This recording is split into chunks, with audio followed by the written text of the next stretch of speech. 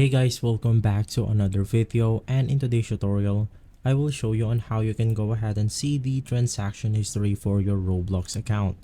This is a step-by-step guide, so you should be able to follow easily. Now, you can go ahead and do this method inside your Windows PC or even in your mobile devices. Basically, you want to head over to the official website of Roblox, which is roblox.com, and once inside, you want to log in your account in which you want to see the transaction history with.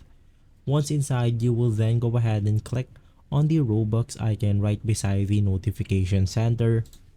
And once inside, we have three options: buy Robux, my transactions, redeem Roblox codes, and basically you want to select the second one, which is my transactions.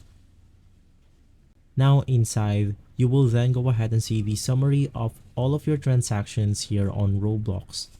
But if you want to go ahead and filter this out, you can just go ahead and click on this pop-up menu, and inside we have our summary and we have our purchases. You can just go ahead and click on purchases, and you will then go ahead and see all of the transactions inside this page. So guys, if this video has been helpful for you, please consider by liking and subscribing. I'll make sure to see you again next time, and as always, thank you.